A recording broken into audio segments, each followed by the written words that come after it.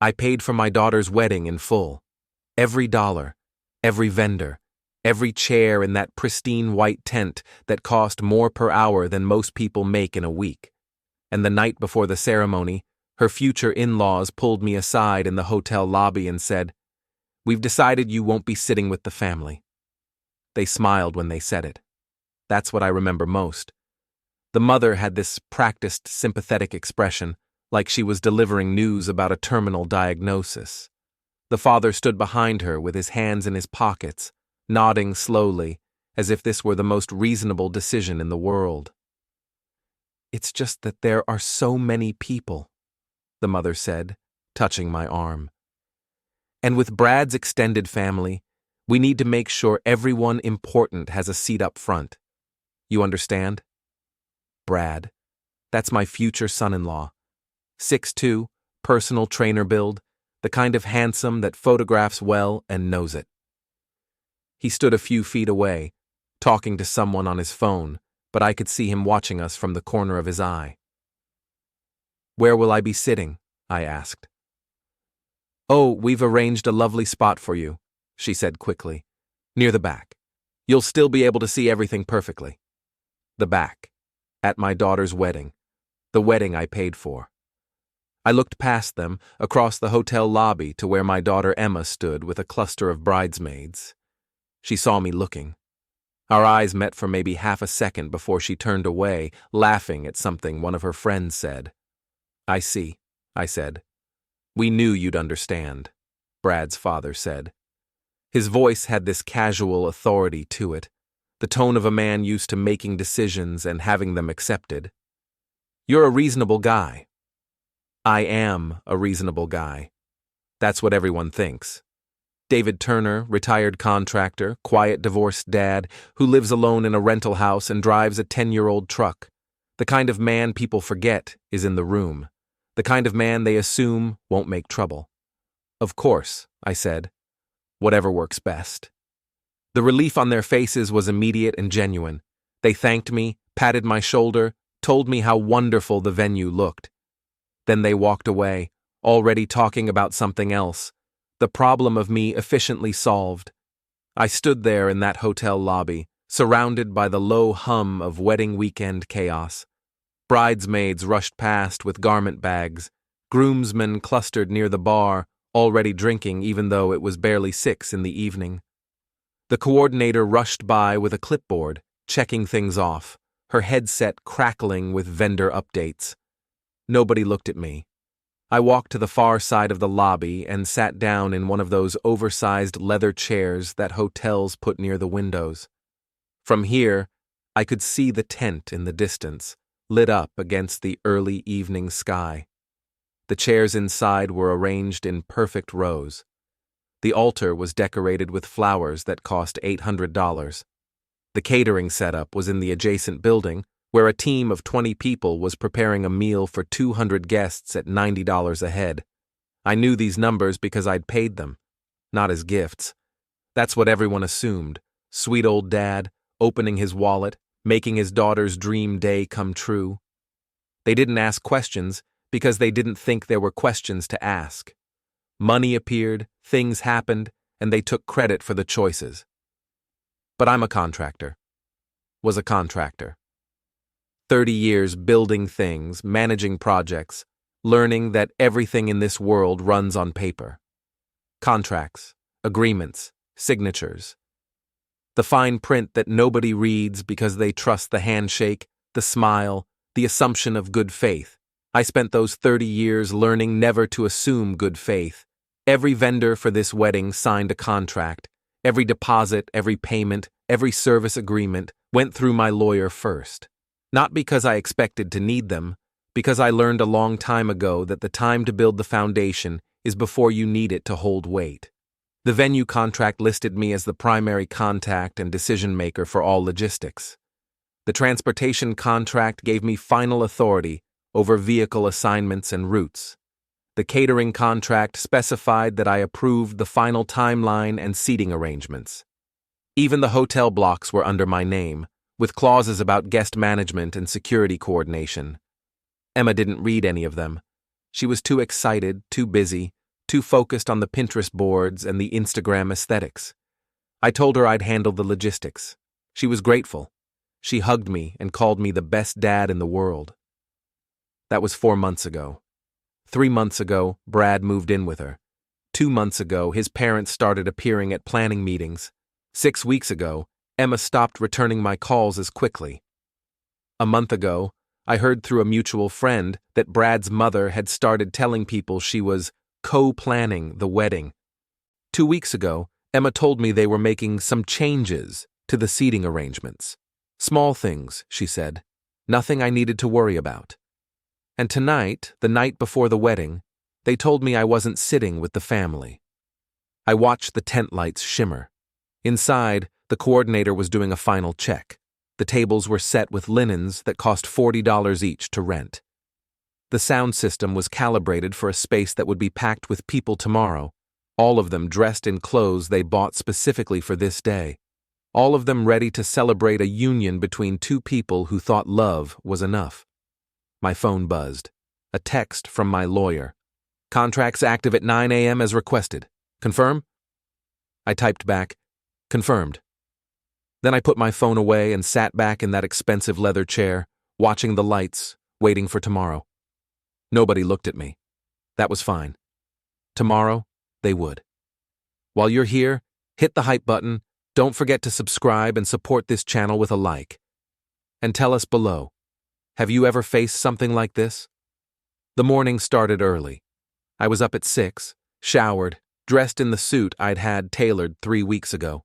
Nothing flashy. Charcoal gray, simple cut, the kind of outfit that doesn't draw attention. I'd learned a long time ago that you don't need to look expensive to look prepared. My phone had 17 messages by the time I finished breakfast.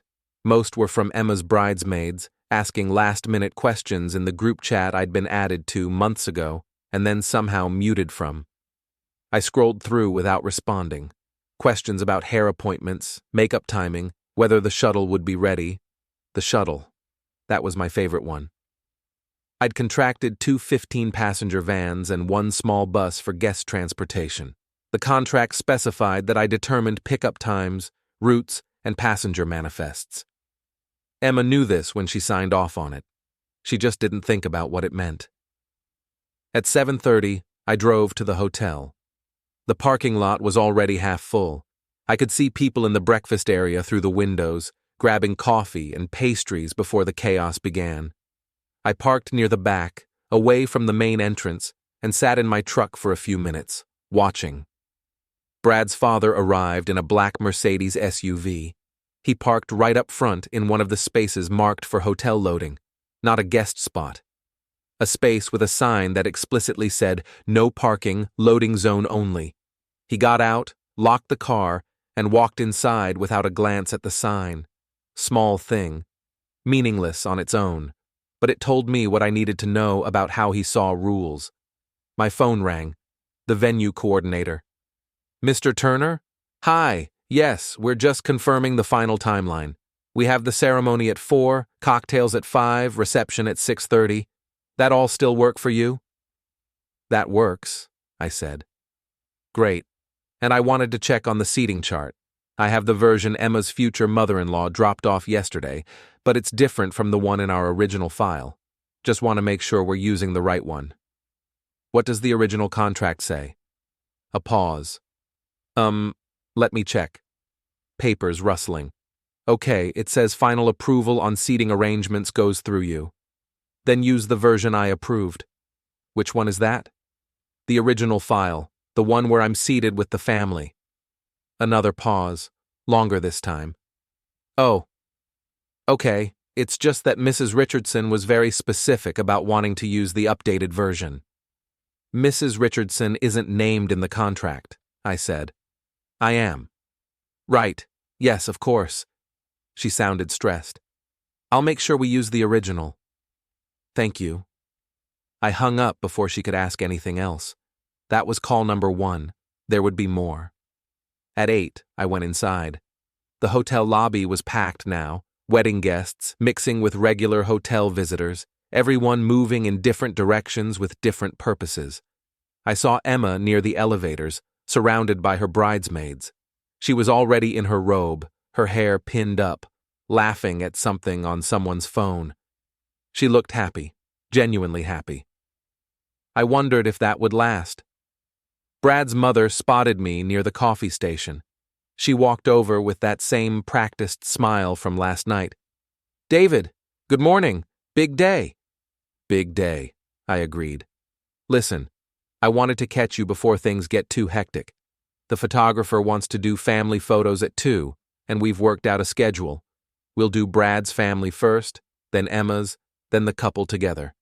Should only take about 90 minutes total." Sounds organized. "Yes, well, we want everything to run smoothly." She sipped her coffee. "Oh, and I confirmed your seating with the coordinator. You're all set." "I know," I said. "I spoke with her this morning." Something flickered across her face. "You spoke with her?" "She called to confirm the seating chart." And I told her to use the version I approved, the one in the contract." Her smile tightened. "David, we discussed this. The updated chart makes much more sense for the flow of the ceremony." "I'm sure it does," I said. "But the contract gives me final approval on seating arrangements, so we're using my version." "That's incredibly selfish. It's contractual." She stared at me. For the first time since I'd met her, the polite mask slipped. "You're really going to make this difficult." "I'm not making anything difficult," I said. "I'm following the agreements we all signed." Emma signed those agreements. Emma signed them as the recipient. I signed them as the payer and primary contact. If you'd like to review the specific language, my lawyer can send you copies." Her face flushed. "This is her wedding day." "I know. I paid for it." She opened her mouth, closed it, then turned and walked away without another word. I watched her go straight to Brad, who was standing near the front desk with 2 of his groomsmen. She pulled him aside, speaking in urgent, low tones. He looked over at me, his expression shifting from confused to annoyed. Then he started walking toward me. Brad crossed the lobby with that easy, athletic confidence, the kind of walk that made people move out of his way without him asking. His groomsmen followed a few steps behind, sensing drama.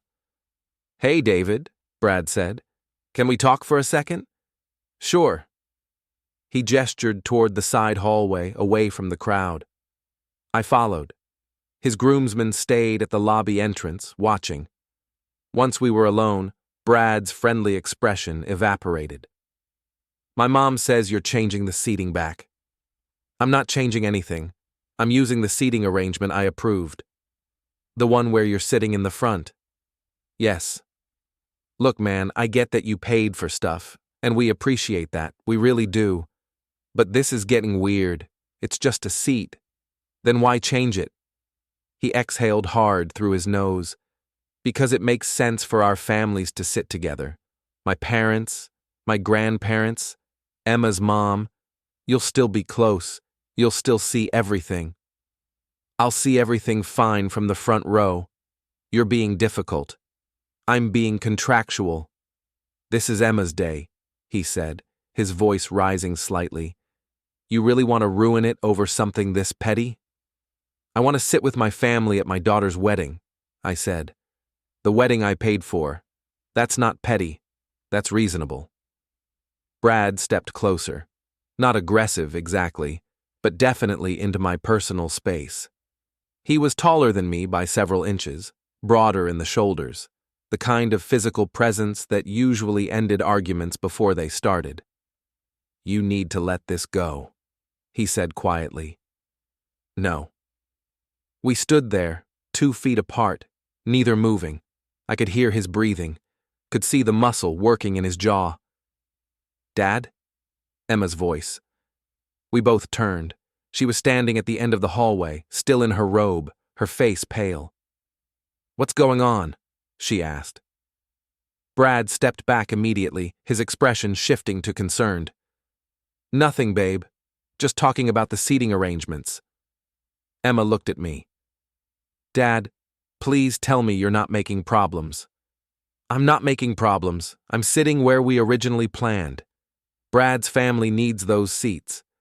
Then they should have paid for them. Her eyes widened. What? I paid for this wedding, Emma, every part of it. And when I did, you signed contracts that gave me authority over logistics, including seating. I didn't know. You didn't ask. She looked like I'd slapped her. This is my wedding. I know. That's why I'm here.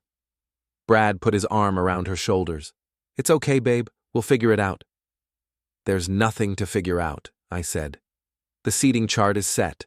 The coordinator has her instructions. I'll see you both at the ceremony. I walked away before either of them could respond. Behind me, I heard Emma start to cry, heard Brad's voice, low and soothing, telling her I was being ridiculous, that they'd fix it, that everything would be fine.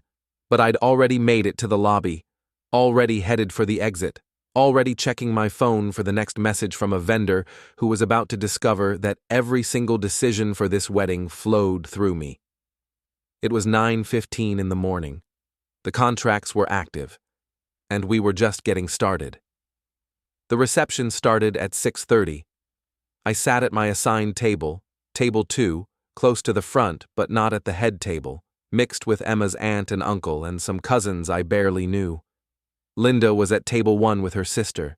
Brad's parents were at the head table with the wedding party. Everyone knew something was wrong. The guests could feel it. Conversations had an edge to them, nervous energy underlying the celebration.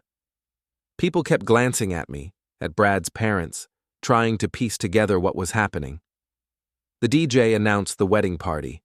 They entered to applause and cheers. Then Brad and Emma, introduced as husband and wife for the first time. More applause, louder. They moved to the center of the dance floor for their first dance. The song started. Some modern romantic ballad I didn't recognize. Brad pulled Emma close. They swayed together, perfectly synchronized, rehearsed. The photographer circled them, camera flashing. Guests watched with satisfied smiles. Emma's eyes found mine across the room. I raised my water glass in a small salute. She looked away. The song ended. Applause. Then the DJ called for the father-daughter dance. Silence. Emma stood frozen on the dance floor. The DJ repeated the announcement. And now the bride will dance with her father. Emma looked at the head table. At Brad's parents. At Brad. Then back at me. I didn't move. She crossed the dance floor, walking directly to me. The entire room watched. Will you dance with me? She asked quietly. Of course. We walked to the center of the floor. The music started, a song she'd picked months ago, something nostalgic and sweet. I took her hand, placed my other hand on her waist. We started moving. Everyone's watching, she whispered. They usually do during this dance. They know something's wrong. Yes. We turned slowly. I could feel the weight of 200 pairs of eyes. I'm sorry, Emma said suddenly. I'm sorry for moving you to the back row. I'm sorry for not talking to you first. I'm sorry for treating you like you didn't matter. I looked at her. Tears were running down her face again, ruining what was left of her makeup. Thank you, I said. Is it enough? It's a start. What about Brad and his parents? What about them? Do they need to apologize too? Yes. They won't. Then we have a problem. The song continued. We moved in silence, the gap between us both physical and infinite. I love him, Emma said. I know you don't approve, but I love him. I never said I didn't approve. You didn't have to. Emma, I don't dislike Brad. I dislike how his family treats people. I dislike how easily you went along with it. But if he makes you happy, then I'm happy for you. You have a strange way of showing it. You had a strange way of showing you valued me. The song ended. We stopped moving. The guests applauded. Emma wiped her eyes, trying to salvage her makeup. Thank you for the dance, she said. Thank you for the apology. She walked back to the head table. I returned to mine. The DJ moved on to the mother-son dance. Brad and his mother took the floor. She was smiling widely, radiant with triumph.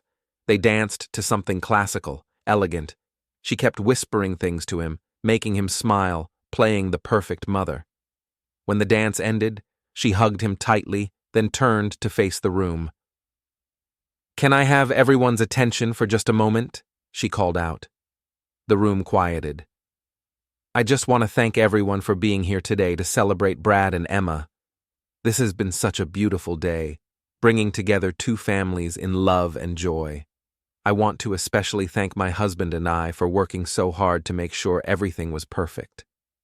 She paused for applause. "Got it. And of course," she continued, her smile sharp, "we appreciate David for his financial contribution to the event." Financial contribution, not for paying for it, for contributing. The room shifted uncomfortably. A few people glanced at me. Most stayed focused on her. I'm sure we can all agree that the most important thing today is that these two young people found each other and committed to building a life together. Everything else is just details. She sat down to polite applause. I stood up. The room went quiet again. "Actually," I said, my voice carrying easily in the silence, "I'd like to add something to that." Emma's face went pale.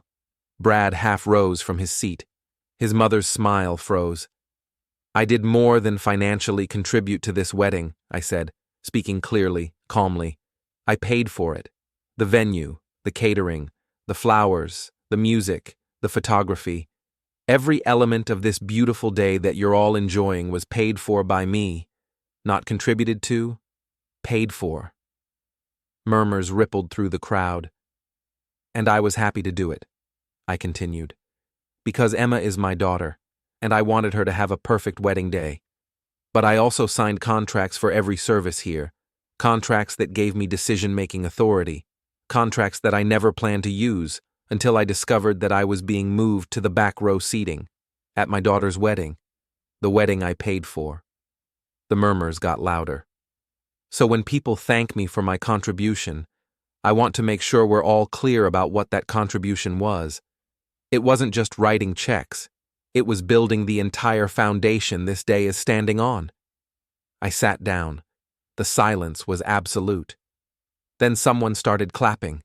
Emma's uncle, Linda's brother, then someone else, then a few more people. Not everyone. Maybe a third of the room, but enough. Brad's mother stood up, her face red, her hands shaking. "How dare you?" she said. "How dare you make a scene like this on their wedding day?" "I'm not making a scene," I said. "I'm correcting the record. You are a petty, vindictive man. I'm a man who expects to be treated with respect." Brad stood now too, putting his hand on his mother's arm. "Mom, don't." She shook him off. "No, I won't be silent while this man tries to ruin everything we've worked for." "Everything you've worked for?" I asked. "What exactly did you work for? What did you pay for? What contracts did you sign?" "We raised our son. We taught him values, dignity, respect." "Respect?" I laughed. Actually laughed. "You want to lecture me about respect? You who told me I wasn't important enough to sit with the family? You who tried to erase my role in this wedding so you could take credit? That's your version of respect?" People were pulling out their phones now, recording. This would be on social media within the hour. Brad's father stood. "That's enough. Everyone sit down. Let's not ruin this evening further." "I agree," I said. "So here's what's going to happen. I'm releasing control of the vendors. The reception will continue as planned. Emma and Brad will have their dinner, their toasts, their cake cutting. Everything will be perfect." Relief flickered across multiple faces. "But," I continued, "I want everyone here to understand something. Contracts matter. Agreements matter. When you make promises, you keep them. And when you treat people with disrespect, there are consequences." I looked at Brad's parents. "You wanted to diminish my role in this wedding. You wanted to make me small, insignificant, easily forgotten. But you made one critical mistake. You forgot to read the contracts. I looked at Emma. I love you. I will always love you. But I will never again make myself small for your convenience. Then I walked out of the reception, leaving my daughter's wedding behind, leaving the chaos and the phones and the whispered conversations. I walked to my truck, got in, and drove away. My phone started buzzing before I'd even left the parking lot. I turned it off and kept driving. I went home. My small rental house, neat and quiet, exactly as I'd left it that morning. I hung up my suit jacket, loosened my tie, poured myself a whiskey. Then I sat on my couch in the dark, listening to the silence. The clock on the wall ticked steadily. 9:30. The reception was still going. Dinner would be served. Toasts would be made. Brad and Emma would cut the cake, throw the bouquet, do all the traditional things that made a wedding, without me there to see it. My phone was still off. I left it that way. At 10, someone knocked on my door. I considered not answering. But the knock came again, more insistent. I opened the door. Linda stood on my porch, still in her dress, her makeup smudged from crying. "Can I come in?" she asked. "Sure." She walked past me into the living room, looked around at my simple furniture, my bare walls, my life reduced to what fit in a rental. "You left," she said. "I did. Emma is devastated. I know. Brad's parents are threatening to sue you for emotional distress. Let them try." She sat down on my couch, suddenly looking exhausted. "What did you think would happen, David? What was your endgame here? I told you. Respect. You got your respect. You humiliated them in front of everyone.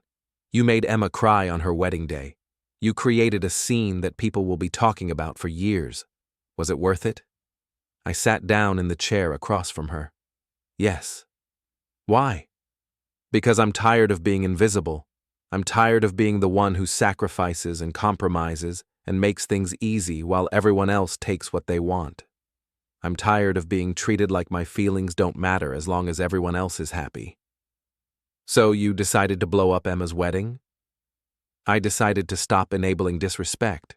There's a difference." Linda shook her head slowly. "You used to be kind." "I used to be convenient.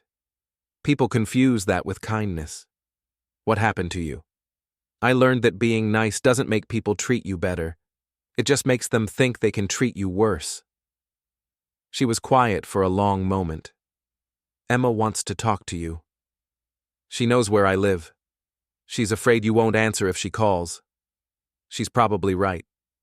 David, Linda, I'm done for tonight. I did what I needed to do.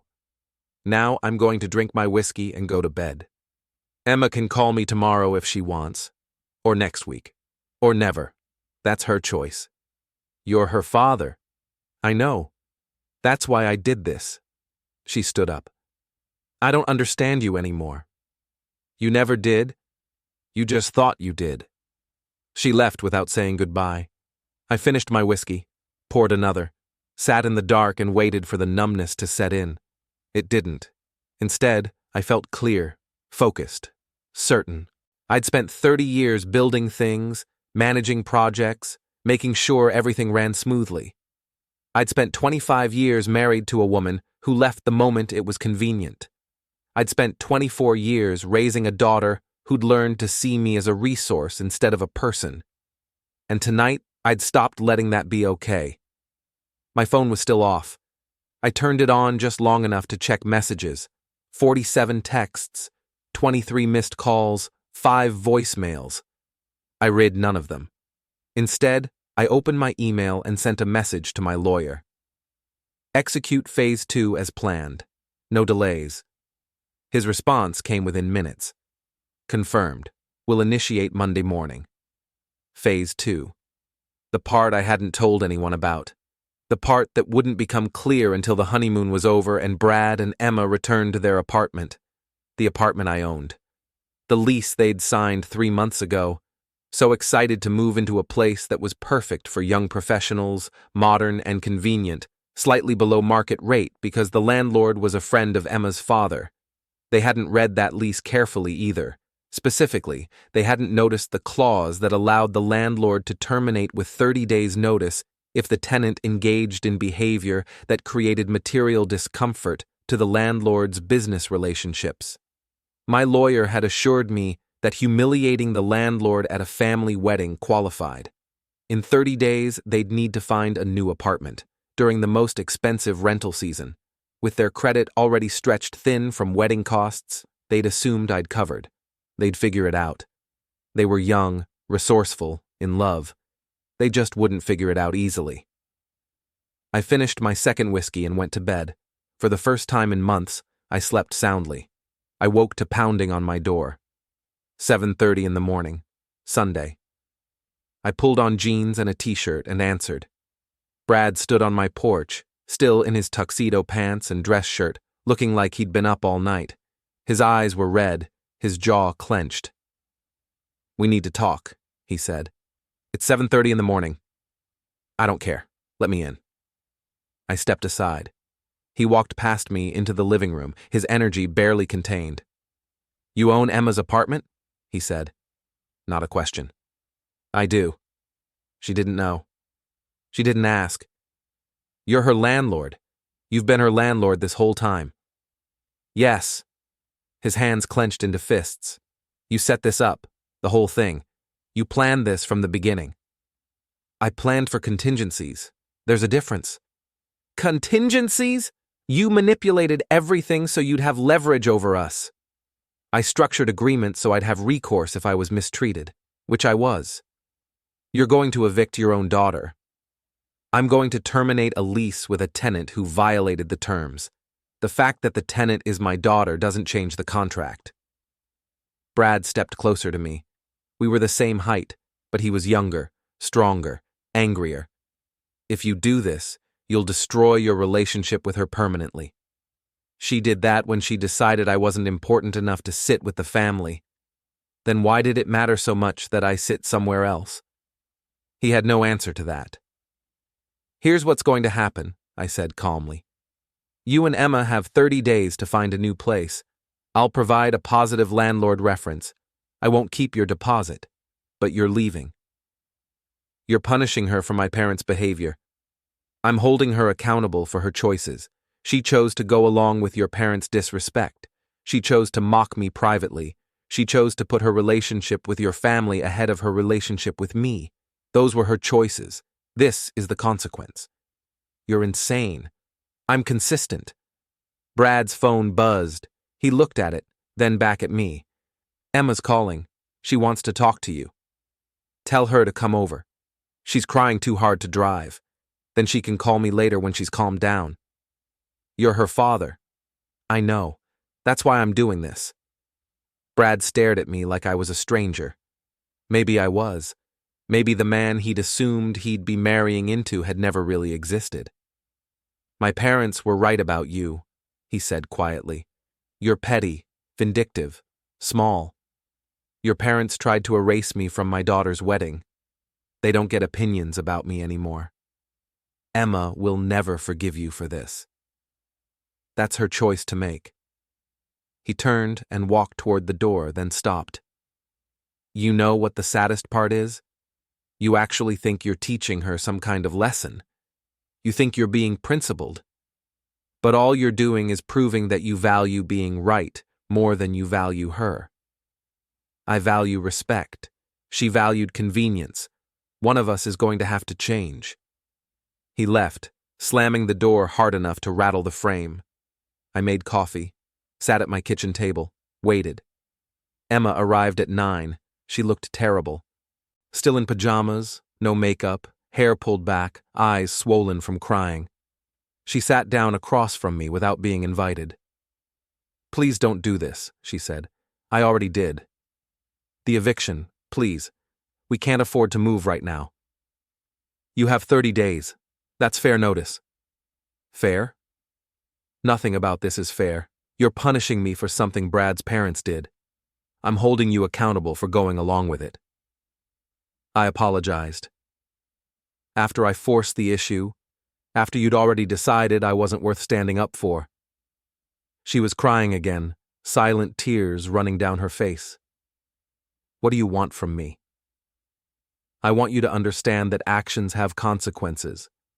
I want you to learn that treating people with disrespect costs something. I want you to stop assuming I'll always be the one who sacrifices. I never asked you to sacrifice anything. You just assumed I would, which is worse. You're destroying our relationship. You started that process when you moved me to the back row. It was just a seat.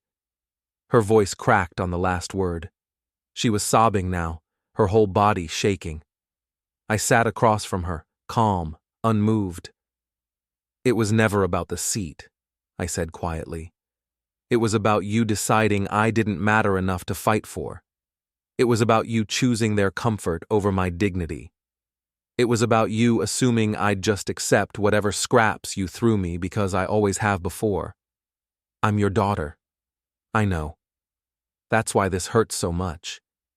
She looked up at me, mascara streaked, desperate. What can I do? What can I possibly do to fix this? Nothing. It's already done. Please, Dad, please, I'm begging you. You have 30 days. I suggest you start looking for apartments. She stood up so fast her chair fell over. I hate you. Do you understand? I hate you. I know. You're going to regret this. Maybe, but I'll regret it with my dignity intact. She walked out, leaving the door open behind her. I sat in my kitchen, listening to her car start, listening to her drive away, listening to the silence that followed. My phone rang. Linda.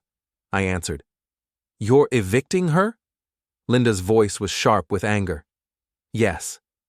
She's your daughter, David. Your daughter. I'm aware. How can you do this to her? How could she do what she did to me? She's 24 years old. She made a mistake. And now she's learning what mistakes cost. You're going to lose her. I already lost her. I just didn't want to admit it until yesterday. Linda was quiet for a moment. I never thought you were capable of this kind of cruelty. It's not cruelty, it's boundaries. Those are the same thing to you now? They are when people only respect me when I enforce them. She hung up. I sat in my kitchen and finished my coffee. At noon, my lawyer called. The eviction notice has been filed. They'll receive official documentation tomorrow. Just wanted to confirm you're certain about this. I'm certain. David, I have to ask, what happens after 30 days? They find a new apartment. They move. They build their life without my help. And you? I build mine without theirs. That's lonely. It's honest. He sighed. All right, I'll handle the paperwork. After we hung up, I went outside. It was a beautiful day. Clear sky, warm sun, light breeze. The kind of day people have weddings. I thought about Emma, probably back at the hotel now, packing up her things, dealing with the aftermath of yesterday. I thought about Brad, angry and confused, trying to figure out how to fix something he didn't understand was broken. I thought about Brad's parents, smug in their certainty that they'd won something, not yet realizing what they'd lost. And I thought about myself, sitting alone in my rental house, having burned down every relationship that mattered, all for the principle of being treated with respect. Was it worth it? I didn't know yet. But I wasn't backing down. Monday morning. Emma and Brad were on their honeymoon in Mexico, 5 days prepaid at a resort I'd booked as a wedding gift. They'd find the eviction notice when they returned. But Monday wasn't about them. Monday was about the contracts. At 9 o'clock, I received an email confirmation from the venue. The final bill had been processed, all services rendered as agreed, no disputes filed. Total cost, $73,412, all charged to Brad's father's credit card. I'd changed the payment method 3 weeks ago, buried in a routine contract amendment about timeline adjustments, added his card information which Emma had provided when Brad's mother insisted on helping with some of the final costs. They'd never checked which costs. The venue charged the card on file Sunday morning, as specified in the contract. The full amount. Non-refundable. My phone rang at 9:15. Brad's father. I let it go to voicemail. He called again. Again. On the fourth call, I answered. You charged the entire wedding to my card. I processed payment according to the contract amendment you authorized. I never authorized that. Your wife provided the credit card information. Emma signed the amendment. That constitutes authorization. We'll dispute the charges. You could try, but the contract you signed includes an arbitration clause that waives your right to dispute charges for services rendered. And all services were rendered. The wedding happened. You got what you paid for. I'm a contractor who knows how to read contracts. You should try it sometime. I will sue you into the ground. On what grounds? Fraud requires proof I deceived you, but I didn't deceive anyone. I just didn't explain every detail of the contracts you authorized. That's not illegal. That's just good business. I could hear him breathing hard, trying to control his rage. You planned this. I planned for contingencies. You manipulated my wife and daughter-in-law into giving you ammunition. I gave them opportunities to read the contracts they were signing. They chose not to. That's on them. This is extortion. This is consequence. You tried to humiliate me at my daughter's wedding. You succeeded. Now you've paid for the privilege. We could have worked this out. You could have apologized. You chose not to. Silence. Then, what do you want? Nothing. I have everything I need. There has to be something. There was. Respect. But it's too late for that now. I hung up. 10 minutes later, my lawyer called. Brad's father's attorney just contacted me. They're threatening criminal fraud charges. Let them try. Everything I did was within the bounds of the contracts. They're claiming you deliberately misled them. They're claiming they didn't read the paperwork. Those aren't the same thing. This could get expensive. Not as expensive as paying for a wedding for people who treated me like trash. He laughed. Actually laughed. You're either brilliant or insane. Can't it be both? Fair point. I'll prepare for litigation, but honestly, I don't think they have a case. Everything you did was technically legal. Ethically questionable, maybe, but legal. I'm not interested in ethics. I'm interested in contracts. Clearly. After we hung up, I made myself lunch. Sandwich, chips, glass of water. I ate slowly, methodically, thinking about nothing in particular. My phone buzzed. A text from Emma. I just talked to Brad's dad. What did you do? I didn't respond. Another text. He says you stole $70,000 from them. Still didn't respond. Dad, please tell me this isn't true. I typed back. I charged the wedding to the credit card authorized in the contract amendment. Everything was legal and documented. 3 dots appeared. Disappeared. Appeared again. You stole from them.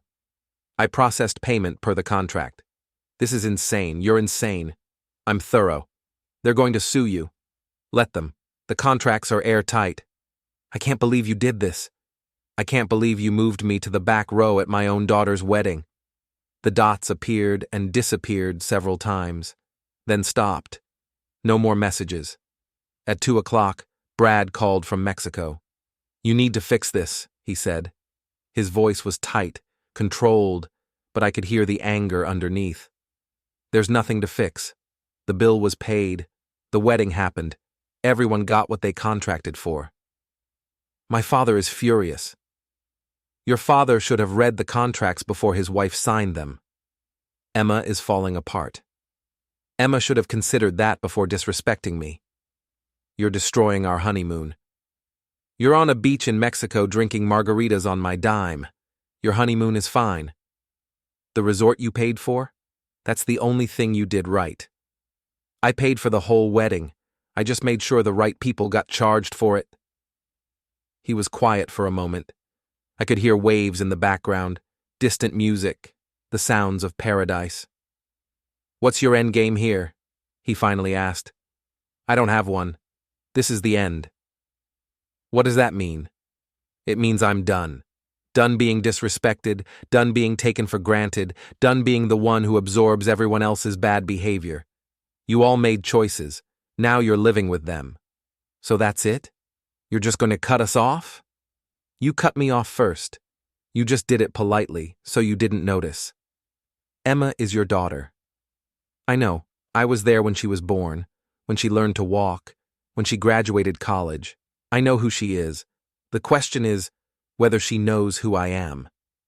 She knows you're her father. She knows I'm the guy who pays for things. That's not the same thing. Brad's voice dropped lower, more serious. If you don't fix this with my father, there will be consequences. I'm counting on it. What? Brad, your father is a bully. Bullies don't understand kindness or compromise. They only understand power. So I'm speaking his language. And you know what I've discovered? I'm pretty fluent in it. You're making a mistake. We'll see. I hung up. The rest of the day passed quietly. No more calls, no more texts, just silence and certainty. At 6 o'clock, my lawyer called again. They're dropping the legal threats, he said. Brad's father's attorney called and said they won't be pursuing fraud charges. Why not? Because I sent them copies of every contract, every amendment, every authorization. They realized they don't have a case. Everything you did was documented. Good. But David, there's something else. Brad's father is telling people you're a con artist. He's spreading it around his business network, warning people not to work with you. I'm retired. I don't need work. Still, it could affect your reputation.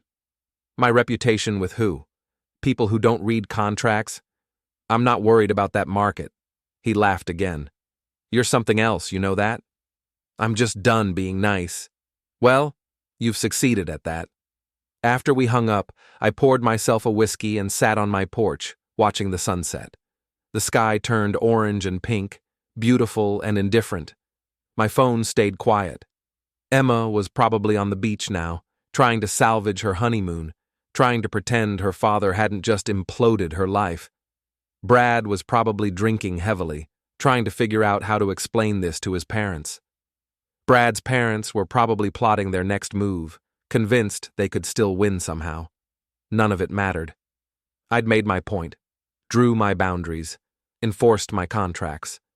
They could hate me, sue me, spread rumors about me. It wouldn't change the fundamental truth.